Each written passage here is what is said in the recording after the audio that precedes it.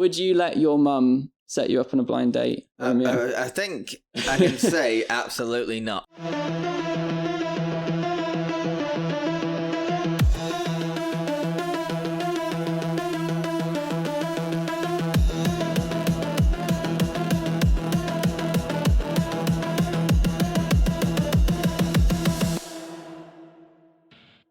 Hello, you beautiful people, and welcome to another episode of The Rubber Room, the show where we talk about all things sexy, shiny, and sinful. I'm Kable, and we come to this place for magic. And I'm Romeo, and Buffalo. You're going to have to explain that to me. So, Buffalo is a town in America. Okay. It's a type of wildebeest cow thing, and it also is a verb meaning to bully. So it's the bison of Buffalo, bully the bison of Buffalo that also are bullied by the bison of Buffalo. Which is Buffalo. Every day is a learning day with Romeo. I try. As always, a quick word of warning. We are talking about a range of kinks throughout this podcast, some safer than others, but with kink, always make sure to stay safe, get consent, but most importantly, have fun. We want to do another shout out today for our amazing hosts, the Eagle Bar, for having us again for season 2. Absolutely amazing venue, which I always love to come to explore my kinky side. We also want to give a really special shout out to today's episode sponsor, which is Twisted Beast. Twisted Beast is a queer-owned fetish brand based in Manchester and London, specialising in toys and poppers for all your kinky needs. Twisted Beast ships all around the world and has a safe delivery guarantee. Plus, no pesky complications with customs to make sure you can get straight down to having fun. Give them a follow on Instagram at Twisted Beast Store to stay up to date with all the latest news. Plus, use code RUBBERROOM on your next order to get 20% off poppers and 15% off toys. For season 2, we couldn't have done this season without talking about everybody's favourite dom-com that's recently come out, Pillion. If you haven't heard of Pillion, it is a relationship of a dom and a sub named Colin and Ray as they explore this dynamic between them. And I think this is a really important moment for us to talk about in the kink community because it actually features a very large-scale actor, Alexander Skarsgård, as one of the lead characters, which means it's gotten a lot of visibility and something that's breaking more so into the mainstream media. So really interesting to see how people have perceived it. And today we're just going to talk a bit about our thoughts on the film and whether it's good representation of the kink community.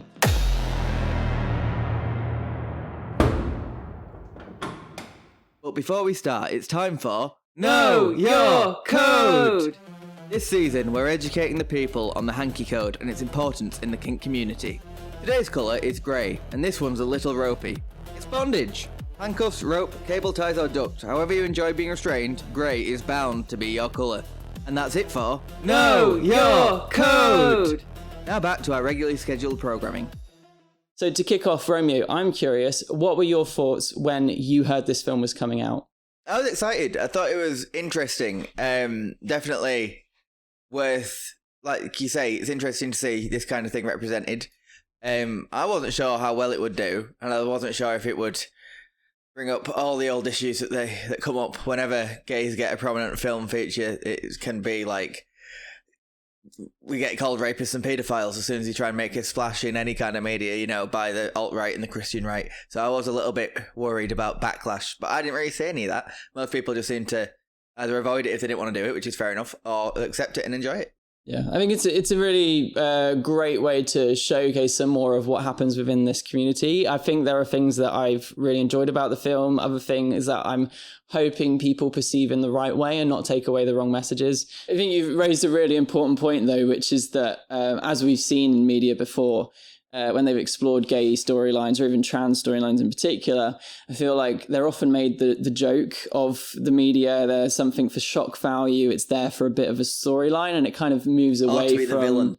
Well, exactly, yeah. And I think we're often kind of put into this sort of archetype rather than having a fully fleshed character, which a lot of the times we won't see from sort of these straight, cis, even male characters as well. So it's nice that we're seeing films that hopefully are exploring more complex characters. And I do think that happens in this story. The main characters are very complex people.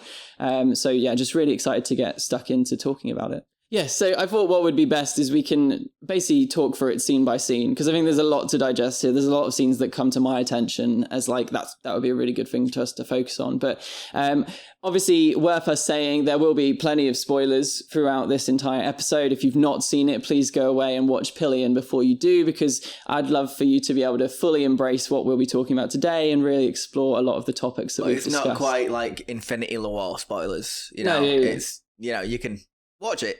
But, you know, it's a rom-com, dom-com. It's not, there's no high stakes, really. I mean, that leads me on to my first question nicely, actually, is what was your thoughts on calling it a dom-com? Did you get that vibe when you watched it? Was it... Well, there wasn't so much comedy. It was more of a romance movie, really, wasn't it? It was just about a relationship between two people, just with some, you know, bells and whistles. So, yeah, there were some funny moments, some heartwarming moments, some annoying moments. I watched it a little bit later than most people, and some people are saying it's problematic, it's not a good representation. So I went in expecting to see some bad stuff. So then when I saw it, I was like, oh, I can see what people were saying, but like, it's not that. The issues that I saw weren't poor representation of kink media, they were just of a dysfunctional relationship. That's how I took it. So I was like, oh, okay, so that's not as big a deal. It's still got its issues and still talk about it, but like rom-coms have issues. You know, romantic films have issues with the relationships. So I don't see it as much more beyond that, personally. And I think you raised the perfect point, which is that you have to go into it knowing that they had to create a story. Yeah. At the end of the day, if it was all perfect sunshine and rainbows, nobody's going to watch it, because as much as like, obviously we would love to see that, and that's what we want to spread the word as a community, what kink is, that's never going to make good TV or good media. There needs to be some kind of dysfunction or conflict that's happening. So I think you just have to be prepared to know that the main storyline is dysfunctional. Yeah. What I think we do see a lot more of is the kink community in the background actually showing some really good representation, which I'd encourage people to focus on more. But obviously that's challenging because they don't take up as much of the screen there time. is a moment when they're on their bike ride jaunt wander, where they're in the woods, where there's a lot of doms and subs there together, where you do see Colin the sub sort of looking longingly at another dom sub relationship, or several dom sub relationships, because he's not got like the intimacy or the affection that he'd necessarily want from Ray the dom. And so they do show you that like the issue here is that Colin wants something more from Ray that Ray isn't giving, and then he's not bringing that up. And he's not calling that out and saying, this is what I'd like from you. And eventually that comes up.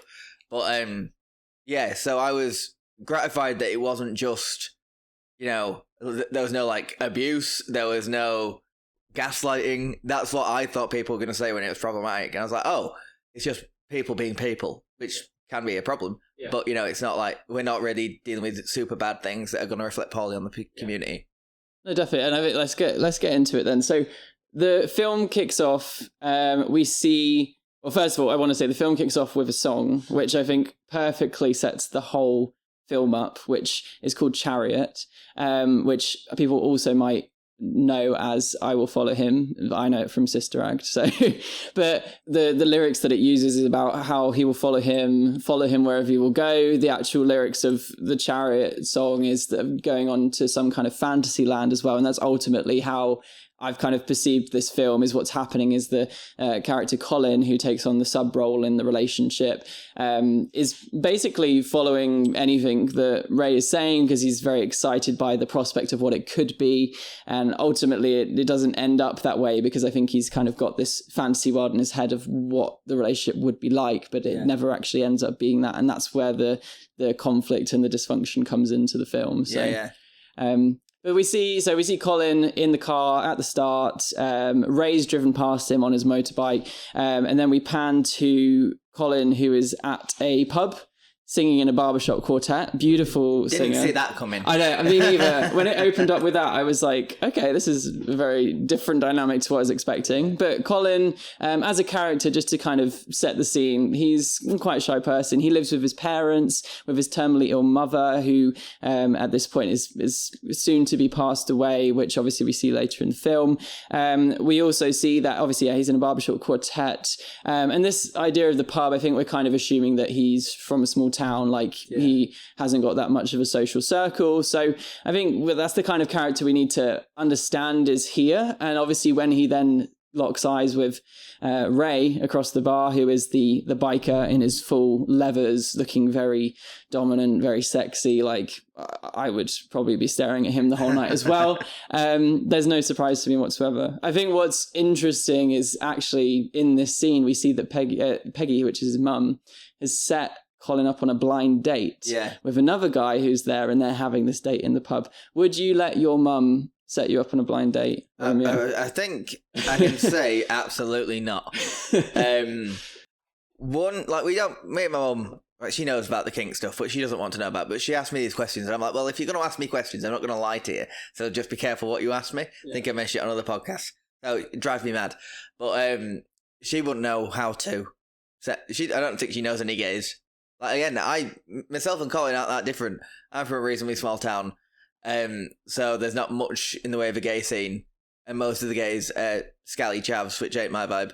So I related a lot to him. I'm not quite as sheltered as Colin is, though. He seems to be very like living the quiet life.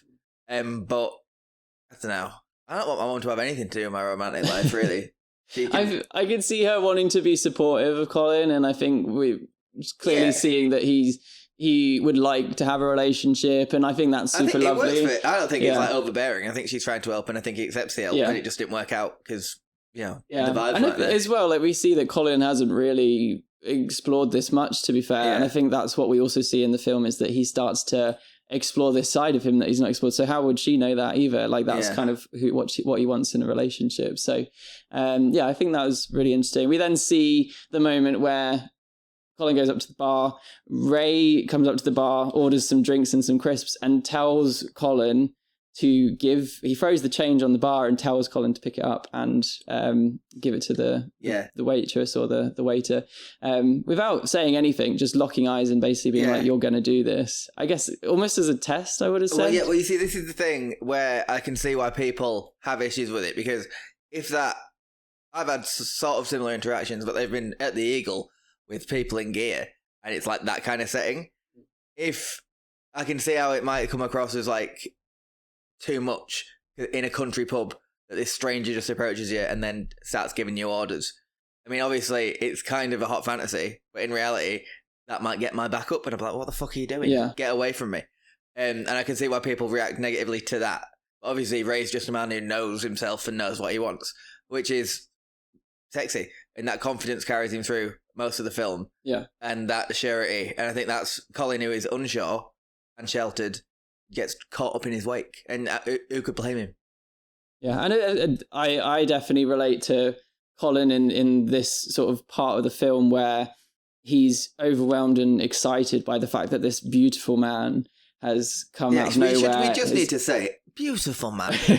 Insane. Yes, I mean, they picked the perfect person to play Ray because he needed that just confidence that he exudes. And I think that like, if I was in that situation, I would also be head over heels. It's happened to me before. The first guy that I ever kissed was this beautiful Spanish guy named Eduardo, and I was just overwhelmed the fact he was even interested in me and the fact he wanted to hang out. And we only ended up going on like 2 dates, but even so, I was just in like a shock that somebody that beautiful would find me that attractive. This was back when I was like 17, very twinky, no muscle mass or anything. So I was like, imagine me like basically very shy, very sort of closed off to everyone else. So I really relate to Colin in that scene where he is getting even just the slightest bit of attention from this person, and he's going to grab it because he's like, this is so exciting. I want more. I want to like, and the fact he then carries on, Ray gives him a card which says, I want to meet you on Christmas Day, which I still find very weird that anyone would want to meet up on Christmas Day. Ray doesn't have a family, does he? Yeah, exactly. We don't know anything about Ray, really. We know, and we still don't know. I think that's really interesting in the film. They never tell us about Ray or anything about his backstory. And again, like that one, I'd say no. Family, like Christmas Day, I'll be around my mum and dad's. I work at a pub, so I might have to work, but it'd only be like 4-hour shifts, and I do that in the middle, so I might miss seeing the aunt and uncles, but I'd be at home with my mum and dad and my sister, and my brother-in-law and my niece, and then I'd be back with them. That's Christmas Day is like set in stone. Yeah. And I think that's a very clear thing that he's saying. For a lot of people, Christmas Day is a very big deal. I won't be giving that up necessarily, especially not first date kind of thing. So it is a big test that obviously Ray's putting down. And it obviously shows how eager Colin is to try something. But yeah, I think as hot as he is, I'd be pushing back. But I know the scene, and I know like Colin is new to it all. He doesn't know what he can and can't do in terms of setting his own boundaries, which is a big problem in the film. And I think this is the running motif with Colin. Whilst Ray has his flaws, I think Colin's biggest flaw is that he doesn't know what his boundaries are, and he's not. He tries communicating at times, but not with much success. And it's obviously quite tricky when you've got such a dominant character like Ray on the other side, basically shutting him down and saying no, like immediately. Yeah. So it's hard for him to explore that. But that's the sort of biggest challenge with Colin's character, is he isn't able to make that very clear. So that's the kind of journey that he goes on. But I think that leads us then on to, he does end up going away from his family for like a few hours at Christmas Day, and they're really supportive. I have to say, Ray's family, absolutely lovely. Like Colin's family.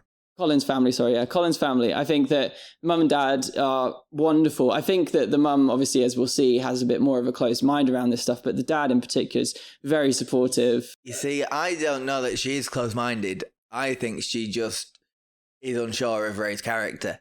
I don't think she minds, like, the kink side of things. I don't think she wants to know too much about it. But I think more she's annoyed that Ray isn't treating Colin as an equal, which obviously Dom sub aren't equal, but like I think in a decent dynamic there is conversation and there is an equality that you then give away. Yeah. Kind of thing. Whereas there is none of that. And that dinner scene, can we skip to the dinner scene? Yeah. I was watching it the first time and I had to stop halfway through that because I was like, I can't watch this. I don't want to see what's going to happen here. And then when I watched it again, so I did have to watch the scene, I was just like, I don't like it.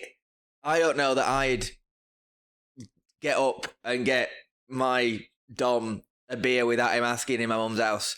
I don't know that I'd want those roles to be enforced around my parents, because this is my place with my people. You're the guest here. Yeah. I'll defer to you as much as I want to, but here you are the guest. And I can see why his mum got a backup. And I can and then Ray even says he thinks she's small-minded and it says she's ignorant.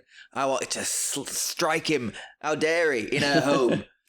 That really rankled me. It did that, especially as this is a woman. She says in the scene, because she's obviously got cancer, she says, "I want to know that he's going to be happy and well looked after when I'm gone." Yeah. And Ray won't give her anything. I'll give Colin anything, and I feel like she's justified in that because while Colin is exploring and growing as a person through this film and becoming his own person, I think his mum is, maybe she's coddled him, which is why he's so sheltered, but his mum is just looking out for him.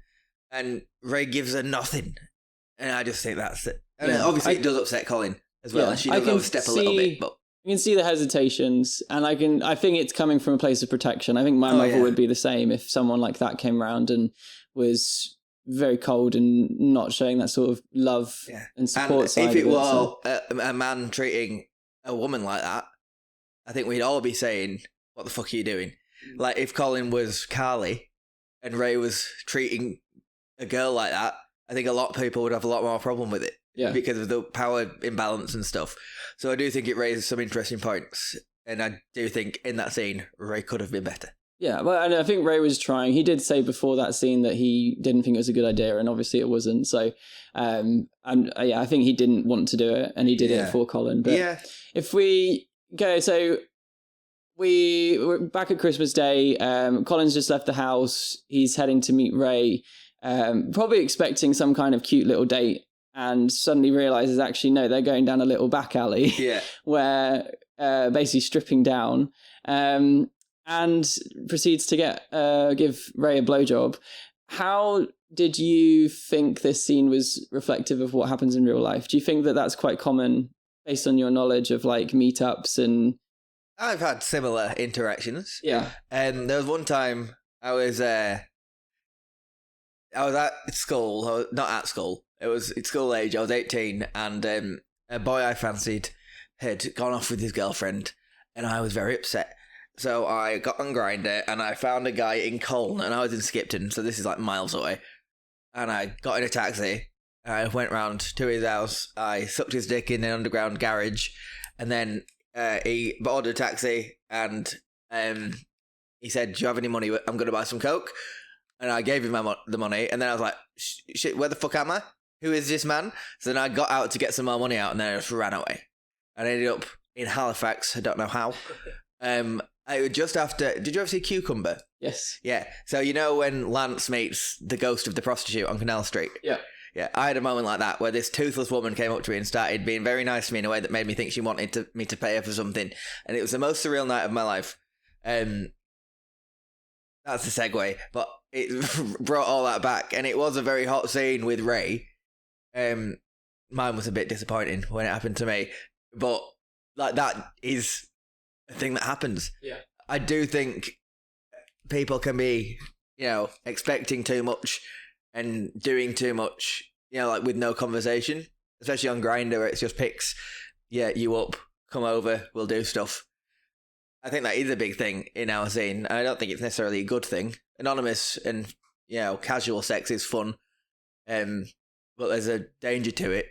Not just like physically, but also like it can mess your head up if you're not doing it right. Yeah. So I was like, as a viewer, I was like, this is hot. But I was like, oh, Colin. Yeah. It's tricky because I do think that seems quite reflective of what happens in real life, but especially for people who aren't necessarily out or as being gay with their families. Like sometimes you do have to make do with where you can have an encounter. So I've had meetups with people in parks, in like the local common, or even like castle walls around the city and stuff like that. Just it does happen, and I think that's quite nice to see in a film. Is just like it is quite true to real life. So yeah, I think like the gay experience, so the philosophical concept called heterotemporality, which is the notion that straight people live their lives on a different sequence to gay people, and gay people often like mature later because they have this delayed start, because you can't just, find a guy and kiss him because you're in a small town and there's all this stuff. And then a lot of younger gays start with an older man showing them the ropes kind of thing, which is what happens in this as well. It is an interesting, like, I wonder how many straight people would have had an experience like that. Like, if, is Colin a virgin? Do we ever find out? So I think it's suggested. Yeah. But so he's obviously reasonably a novice. Yeah. Anyway, and I wonder how many straight people have had experiences like that early on in their sexuality, in their exploration of their sexuality, because I've had, sneaking around in bedrooms. To be fair, that's a bit just sixth form vibes anyway. But, sneaking out and then, like random underground parking places. And that's just kind of like where the gays live, which is a very odd thing. It sort of does add this undertone and edge to it, which is why mothers don't want their sons to be gay. Not because being gay is wrong, but because being gay can be dangerous. Yeah. Being gay is hard, and I think one of my favorite people in the world, Trixie Mattel, drag queen, said it perfectly, which is that being gay isn't the hard thing. It's the fact the world is making being gay hard. Yeah. And I think it just sums it up perfectly. It's like, it's not hard to be gay. No, it's just that the world has made it impossible to live a life as a gay person and do that with ease, because the world is out to get us, basically. And there's changing things, and things might be better here and there, but generally the world is built for straight people. Yeah. It's like they designed a pilot seat for a plane to fit the average man, and no one fit in it comfortably, because no man is average. No man is average height and average weight and average leg length and average arm length. And then like the world is designed for right-handed people. So if you're left-handed, you spend your entire life not realizing it, but doing like 2% extra work, because you're always trying to navigate ever so slightly differently, because you designed for the majority and the rest just have to suck it up. Yeah. It makes sense, but it's not great when you're in a lot of minorities. Yeah, as a left-handed gay, it's a struggle.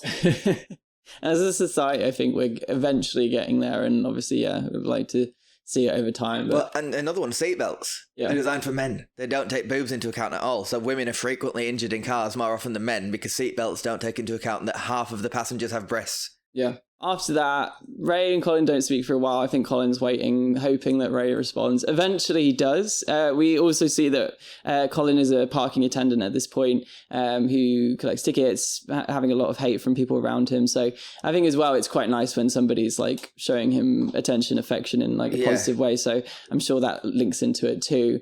But they have their little get together. Colin goes round Ray's flat. Again, probably expecting a cute little movie night in, takeaway, something like that. Turns out Ray wants Colin to cook for him. He wants him to kind of be at his beck and call, and eventually then tells Colin he's going to sleep on the floor, on the rug at the end of the bed, which I think all of this has come as quite a shock to Ray. Colin. I think, to Colin, I keep getting them mixed up. I think that there's half of it is a bit of a disappointment to Colin, but the other half is excitement, because I think he does kind of enjoy what's happening. We also see that more so the next morning when they have their little wrestling match, and I think Colin is very excited by what's happening. He's getting Ray's crotch shoved in his face, and then eventually leads to the scene where he basically is fucking him, I guess. It's the best term to use. This is where I think it's kind of hinted that Colin's a virgin, though, and I think there was a bit in this scene where I was a bit upset because I don't think Ray was communicating enough. No. Basically saying, like, have you had sex? Well, this is the thing. This is where the fantasy of it comes in, because like being taken roughly is a fantasy. It's a great idea, but those things in a decent consensual kink dynamic are spoken about beforehand. Yeah. And you do all these, like, there's a lot of admin involved with setting up a BDSM scene, if you're doing it properly. So you have to do the work, and Ray is just taking what he wants, which is hot, and he's not getting a no, but not no isn't yes. Yeah, exactly. And there's the main rule is that unless it's an enthusiastic yes, it's a no. Yeah. And that's always the rule with kink in any situation. And it's the main criticism of this whole film, which I think was obviously needed to make it exciting and actually like something to watch. But also as you watch it, it's the biggest problem I have with the film is there is no communication. And I really just don't want people walking away thinking this is a typical dom sub relationship, because it isn't. There is no communication from Ray, which obviously means that we're not hearing about what Colin wants in this situation. We also see from Colin's side that he's very nervous. He's worried about stepping out of line or speaking up because he thinks he'll lose Ray, because obviously there's this beautiful man that's showing him attention. So that's the biggest problem with all of it and why it explodes, because nobody's talking to each other. We then see that in the wrestling scene where he obviously continues to fuck him, and I think that Ray just assumes that he's just going to take it, but he soon realizes in Colin's face that he is in pain, and that's when he stops. He does stop. And he does, and we see moments where Ray does care and he does want to make sure he's okay, and we see that throughout the film. But that shouldn't have happened anyway. He should have asked first, and he should have made sure he knew what Colin had experienced before. And that, for me, is the biggest challenge. I don't know if you've seen Crazy Ex-Girlfriend TV show. I love Crazy Ex-Girlfriend. But there's a song in it called Love Kernels, which is about just being drip fed the smallest bits of affection, and it keeps you on the hook. And you're just like, oh yeah, he does care. And well, I think Ray is doing more than that, more than the minimum. It is still quite minimal. And I think, Colin, the film is Colin's story, which is why I think that the problematic things aren't that problematic, because it's Colin learning about himself and learning how to speak for himself and how to communicate in these things. Ray isn't the best teacher in certain respects, but do we all have the best teachers when we're learning these things?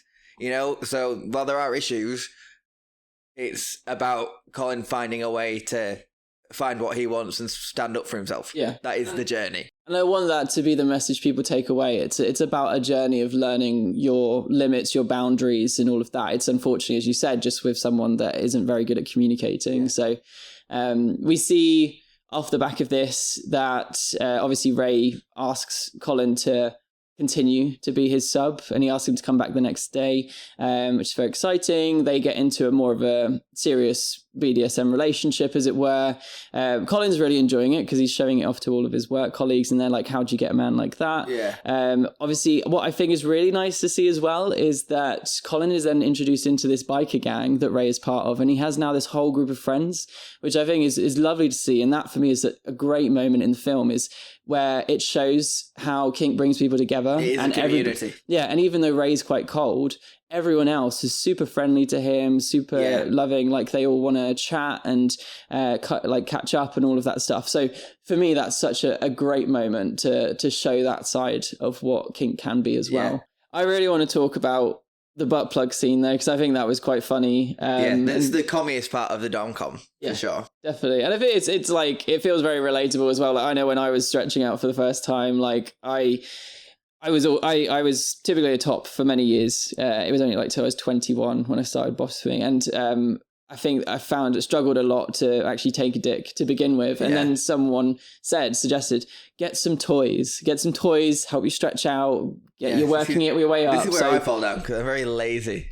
So the work I do on my rear is limited unless I'm being told to do it. It's the good thing about using toys is that you can work your way up in your own time. You don't have to worry about somebody else being in the room. There's not that pressure of having somebody else. Performance anxiety. Yeah, exactly. You can do it in a way that feels good for you. You control the toy as well. Which, speaking of, we want to give a quick shout out to today's episode sponsor, Twisted Beast. They've kindly sent us some beautiful toys, as you can see here. This is my new Pegasus toy. You can see where we both are. Our practice. Yeah, speaking of, considering I said I didn't used to be a bottom, toys are a miracle. I just hit the mic with the dildo, so I hope that's sorry. I mean, knock on wood. I want to say as well, these toys in particular from Twisted Beast, made of platinum silicone. You've got to make sure that you're looking at what your toys are made of. Platinum silicone, really good because it's not only machine washable, but it's also safe to use as well. It means it doesn't build up mold because the material isn't porous. So really do check and make sure you're getting good quality materials. Chemical burns and stuff from bad quality toys. Exactly, well, just getting toys from like a cheap website, you do need to be careful with what they're made of. They can also degrade your other toys as well if you've got cheap ones next to your good quality ones. So make sure that you're always doing the research and checking in, but we do recommend using Twisted Beast. All of their toys are much more my style. A-grade. I do like a narrow start. Yes. Well, we can work your way up. I'm sure you'll be on this one in no time. I'll be honest, I enjoy the paintwork on this. Yeah, like, it's a beautiful... It's marbled. I've specifically asked for the ombre effect because I do think it's beautiful. Very good. This one is the gin. Yeah. For those interested. Yeah. I haven't had chance because very lazy. But I'm looking forward to having a go. And they come in it came in this wonderful little velour bag, little sack. Yeah. I can't get it back in because the base is so wide. I don't know how I got it in the first place. But I just think that's a very nice touch. Yeah, it's beautiful packaging, beautiful products, beautiful toys. Definitely recommend. Yeah. For sure. And continuing onwards. Well, one thing I would just like to say just about the way the film is shot is how abrupt the cuts are.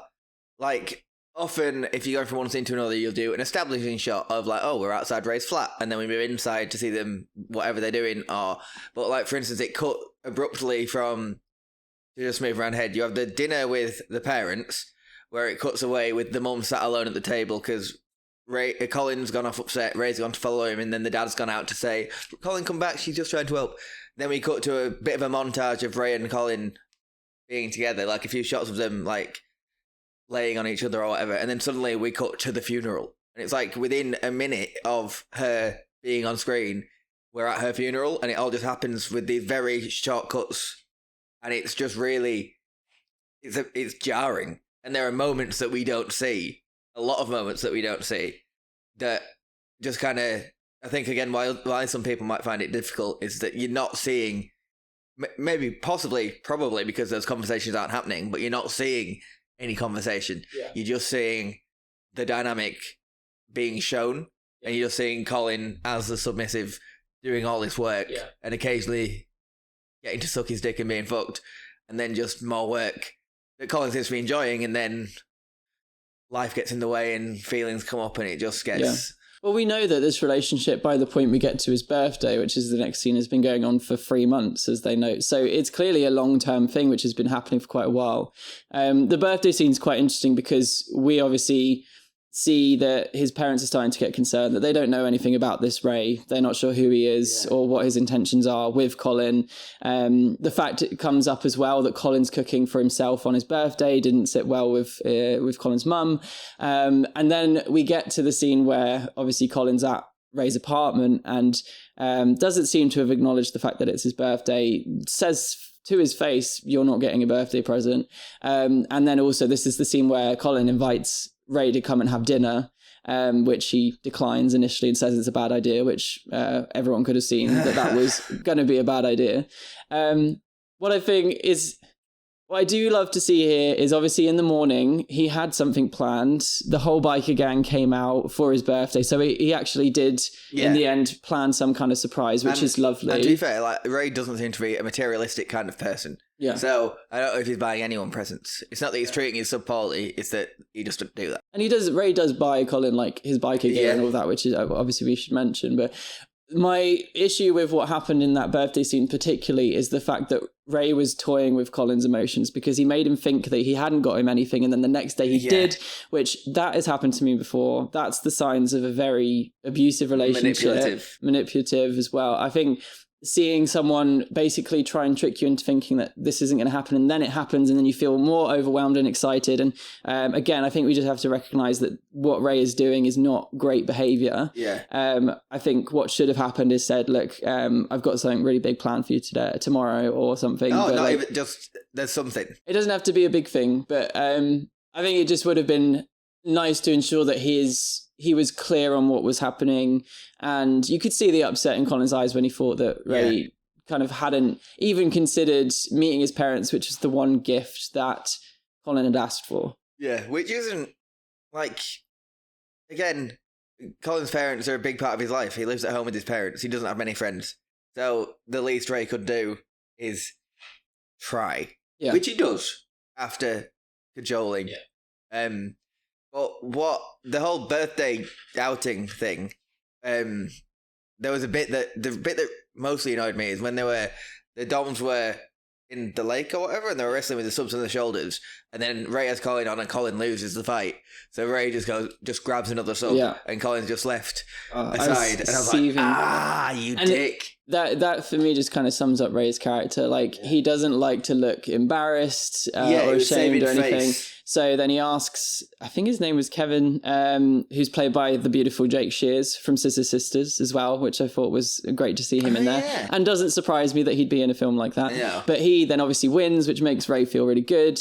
But you can see the disappointment on Colin's face. Like Colin wants to be Ray's one and only. And I think Ray knows exactly what he's doing. He knows that he's toying with Colin. He can't be oblivious to this. The fact that then later on at the picnic scene, which by the way, very sexy and very hot. I thought that was cool. All of these half-naked guys bent over picnic tables just waiting to be railed by all of the Doms was very, very exciting. And that, again, really exciting representation of kink because I like those things do happen and I think that's very exciting. When I went to Lab in Berlin, you would just walk down a line and there were just like 10 asses just presented. I don't know if they got anything on that. That's what I mean. Anytime we see the wider community, that it's such good ways of showing it. But what we do see in this scene is that Ray then continues to put his dick in Kevin's mouth whilst Colin is watching, which, again, toying with his emotions. At this point, I'm very frustrated at Ray because he knows exactly what he's doing. So then he goes to fuck Colin to make him feel better and say happy birthday and all of that. And obviously Colin's now like happy again. Yeah. But it's this up and down and up and down. You see, so Kevin sucks Ray's dick, and then Ray, they're both on the same table next to each other, bent over. Colin and Kevin. Kevin comes to Ray. Ray comes to Kevin, sorry, and Kevin sucks Ray's dick, and then Ray moves on to Colin, and Colin sucks Ray's dick, and then it goes around, and he fucks him. Now that is a hot setup. Like having your Dom go to a sub next to you and use him is hot, is horny, frustrating. And then coming to you, that is gratifying. So if he'd have walked away and not gone to Colin, that'd have really annoyed me. But that in itself, again, with consent and conversation. And this is it's that hot seems good. if it was pre-agreed, but it wasn't. Or even if like the relationship itself was just better. Yeah. But from what we've seen of him, there isn't much. Like that could have gone. Ray could have just walked away, and it wouldn't have surprised me, and not given Colin anything. And so it was really hot, and you can see why Colin gets swept up in it. And there's a bit where he's looking over longingly, and then there's a bit where he's when Ray's fucking him, and then Colin looks over at Kevin to say, "Hey, I'm getting it," and Ray just grabs his face and goes, "No, you look at me." Yeah. Very hot. It's all very sexy, but the big challenge is it's sexy if that had been communicated, if it had been agreed, if they set out their limits, their boundaries, and it wasn't, and that's the downfall of it. So we move on to, as we've said before, the dinner scene where he eventually agrees to come meet the parents, which ends up exploding. It's one of my favourite scenes though, because the moment when Peggy's like, "Well, I think you're a bit of a cunt," is like one of my favourite lines from the whole film. And it is, but that's why he's hot.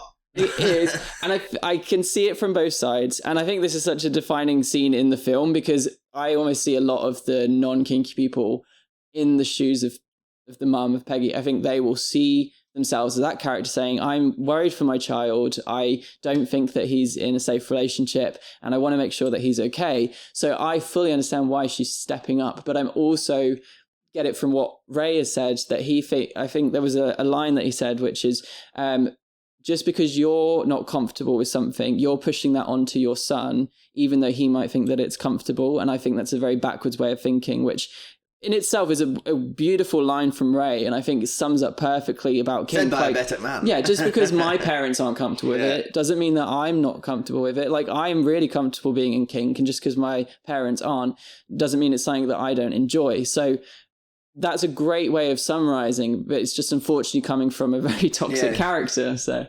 but I think that's a big defining moment. We see the big fallout from this. Obviously, shortly after, the mum passes away, which is really sad, and Colin doesn't take it well at all. Yeah. And once again, we see that Ray clearly is not getting the picture that Colin just needs a bit of support and affection at this point. He has a bit of a breakdown, ends up hurting himself just to feel something. And eventually Ray actually lets Colin sleep in the bed with him, which is a really nice gesture. It's not like a huge thing or anything like that, but I think it does start to show that he does really care about his feelings. He want to make sure that he's all right. Unfortunately, that was probably also a big mistake, because then Colin got a taste of what he could have, which is then when we move on to the next bit, which is... I can't remember when he wrote the poems. Was that before or after the bed? I think it was... Was it in between? I don't know. I think it was, yeah. So there's another... So Colin finally says, "I'd like more from this." Ray says to him at some point, "That's not..." He says to Ray, I love you." And Ray goes, "That's not what this is." He goes, "I know." He Han Solos him. "I know, but that's not what this is." And then Colin then says, "I want more from this. Can I have a day off a week where we just do normal things and I sleep in the bed and we could go see a film?" And Ray just says no. And then Colin tries again and says, "What, once a month?" And Ray goes, "No, more forceful." And they both sat reading, and then Colin's pushed it and annoyed Ray, and Ray says, "Right, bedtime." And Colin says, "I'm going to stay up and read my book," because he's like frustrated. And this is him pushing boundaries and saying, "I've made clear what I want." And then this is where Colin lost me a little bit. When he goes to bed, Ray's asleep in the bed and he just tries to get in the bed. Now, for me, Ray said no, so that is a consent issue. So Ray's a dick for saying no, but he has made his wishes clear. And then Colin's pushing it, which I understand, but I was like, this isn't going to go well. You're not going to get what you want from this.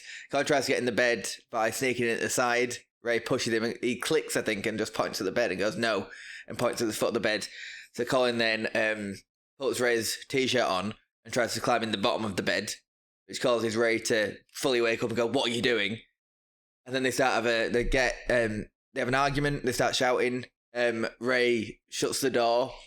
No, Colin leaves the bedroom, and then Ray shuts the door on him. Does he throw him out of the bedroom? He throws him out of the bedroom. Yeah. And Ray shuts the door Colin's on him. banging on the door. Colin's banging the door trying to get in. Yeah. So this is as physical as it gets. There's no like violence. I mean, this could count as some sort of violence, but there's no physical assault. But it was very tense. It's a dispute. It's an argument, and like couples argue like this. Yeah. It's not ideal. I mean, the whole thing is a poor way of expressing it, and I think that's the point when Colin obviously should have left, because I don't think we're here saying that it's a good thing to steal someone's bike. He comes back the next morning, he wakes up, he's on the doorstep asleep in the morning after not killing himself, which we were all very grateful for. I think it's an interesting point, because I think Colin is fully expecting at that point to be beat up by Ray or something because he stole his prized possession, and I fully thought that was going to happen. Like, I don't remember like if there is any sadism in the film. Is there any like beatings or whippings or anything? I don't think so. No, there's not even anything implied. But... but like, there's no like mentions of punishments for misbehavior. But I was like, is this going to be some rods on the back or something? But then this is where I was like, oh, Ray, all right, man, because he listened. It took him a minute, and things got a bit out of hand. But he listens, and he gives Colin a day off. Yeah, and he cooks breakfast, and they go for a walk. And they sing, and they go to a movie. And I was like, oh, is this going to be nice and great? And then they're racing home because Colin got horny, and they didn't take the bike. So we're not doing a bike today, we're just going to have a us day.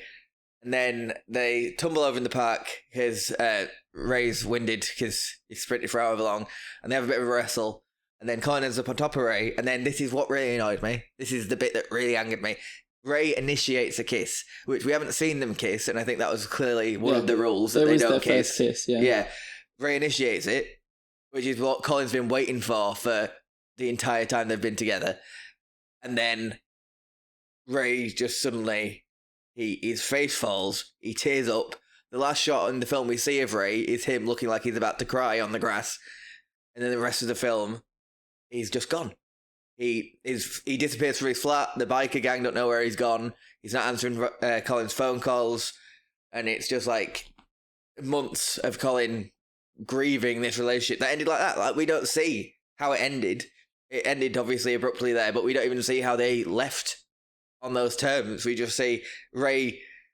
Obviously, Ray. This is what Ray is, a coward, because he initiated that kiss. He brought feelings and intimacy into it. I mean, they had intimate moments, but, actual love and that kind of thing. Ray breaks that boundary, and then he runs away from his feelings. Coward. We saw them having fun that day. They were a normal couple. And even if Ray didn't want to, if the kiss had ruined the dom-sub dynamic, and he was like, and that's all Ray wanted, and he didn't want a relationship, you could even have just maintained a distance and maintained a friendship. They're running away from the bond you forged with someone because it's changed and suddenly, it wasn't to me. Ray didn't kiss him and think, oh God, no, I've lost all interest. It wasn't that. It was I've crossed a line and now it's too much. Well, and I'm going to run away. I think it's more Ray realizing his feelings for Colin, because he's just had a wonderful day and he actually genuinely likes him. And I think the kiss moment is when he realizes, oh, this isn't going to be the same anymore because I actually like this person. And I think that as you said, he's running away from his feelings. This is the point in the film for me where we realize that Ray is a very broken person. And as much as he puts on this dominant facade, there is a lot that's gone on in his life, which we've never heard about, that obviously he needs to deal with because he is very scared of getting close to somebody like that.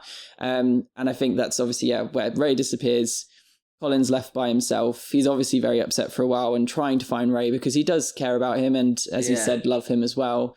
But what I think is a really nice end to the film, and this for me is the scene I want everyone to take away. And because it's Colin's journey. Ray is just a visitor in Colin's life. Yeah, he's a moment, and we all learn from those experiences. As I said, I've had bad experiences, but I've learned from them. And I think this is what the moral of the story really is about, and what I'm hoping people take away and what the director's trying to achieve is that Colin has now understood his boundaries. He's now understood what he wants and what he doesn't want in a relationship. He's a lot more confident when he's filling out his dating profile about his likes, his dislikes, the fact he needs a day off, the fact he won't cut his hair. And then he goes and meets one I can relate to. Yeah, so, it's simple things like that are quite important to some people, and it can change like how you feel. So that's a really important moment. And then also we see him right at the end meet up with this guy, a lot more confidence about him. Like he he clearly wants to meet up with this guy and be a sub for this guy, but you can also tell immediately that he's a more sure of himself and what his role is. The fact that he now is a very experienced cook, thanks to Ray, things like that is really nice to see. So all in all, I think if you do see the film as a whole, there's a really nice message to it. I just don't want people walking away taking bits of it and saying, especially the main storyline, that is a good representation of what a relationship should be. No, but that's the thing. It's not a bad representation of kink. It's a bad representation of a relationship. Kink is just something that they're doing in any relationship like that, with no communication, with no boundaries, with one person being unable to speak their mind and say their piece. That is bad. And that's what, and Dom sub obviously dynamic comes with the what am I allowed to say? But and that's why you had the conversation up front. But that's why I don't find it as problematic, potentially, because I'm just seeing a dysfunctional relationship and the kink is just dressing. You know, if that had been a normal relationship without sleeping on the floor and stuff, Ray would still have been distant and cold and a bit manipulative, without the kink. Yeah. That's just who Ray is. The problem is that Ray isn't, open with himself. Yeah. And it's just so frustrating because he runs away because he thinks, now that I've got feelings for this person, it's ruined. No. The idea of being able to be in love with your dom and have your dom be in love with you when you're a sub, and then he can do all these terrible things to me because I love him and I'm letting him. Mm-hmm. And then the love is, or at least the understanding and the connection is the point of it. Everything else is just bonus. You can have anonymous and one night stands that are good fun and a different kind of fun, but for a long-term dynamic, you need to have this closeness and intimacy, and he just flees like a little bitch, and it really pissed me off. Yeah. I think we have to accept he's a toxic character. I also don't think Colin's fully in the right here as well, because I think, as we said at the start, the first song is about him wanting to go to this fantasy land, and I think the whole time Colin was wanting something more that Ray was not going to give him, and Ray was kept pushing. Pretty clear about what he wanted. Yeah, Ray was clear about what he wants in a relationship, what he doesn't, and obviously he could have communicated it better, but I think Colin was also always trying to get something more, which is just never going to end well. Yeah. So I think they both have some things to learn. I do think that's a trap that subs fall into. It's easier to fall in love with your dom than it is to fall in love with your sub, because the sub is a thing you use, whereas your dom is your everything. Yeah. So I do think that is an important point as well. It's happened to me where I've got too hung up on a guy because he was mean to me once. It's just so it's relatable in that way. Yeah, and it's the beautiful way to end this episode. Is just the moral of the story is communication. It's always about communication in any kink environment. As we've said, make sure that you are always staying safe, asking for consent. You're talking about your limits, your boundaries. That's the biggest advice that we could give you, and also you can get from this film. It is the first proper conversation you're having with someone after you've checked your vibe and you're getting on with each other, is the admin. You have to get out your paperwork and say yes, no. As much as there's problematic things in 50 Shades of Grey, the contract scene, going through what is expected and what isn't, is a decent thing, because that's what you need. You need to tell each other what you're expecting from each other and what you're willing to do and where your boundaries are. And I'm not cutting my hair unless you do something very terrible to me. That's the deal. I can't wait. Yeah, we'll do an episode in a future season where we talk about all other types of representation in kink, because I think 50 Shades is an interesting one, quite a controversial one to talk about, and there's plenty others. But yeah, it's been really good chatting through Pillion, and just good to air a lot of my thoughts, because I've had a lot of these feelings since I watched it last autumn. Well, I only watched it, I watched half of it a bit ago, and I watched the other half last night, so it's all pretty fresh for me. So I was able to step back, because I was waiting for this big shoe to drop, this problematic thing. And obviously we've discussed what is problematic, but I was expecting something worse, so I just got to enjoy it. And then I did like the end where Colin gets to try something new, and he's there's no such thing as a happy ending, but he learnt from the relationship, as I hope Ray did, and now he gets to move forward with knowledge of himself, which is all any of us can hope for with any interaction. Going to wrap it up there, guys. Thank you for joining us. Your new media critics, Romeo and Kable. Socials, I am Rubber Romeo on Instagram, and the pod is rubberroom.media. I am Rubber Kable, so make sure to go and check me out, drop me a message. I'm always there to have a chat.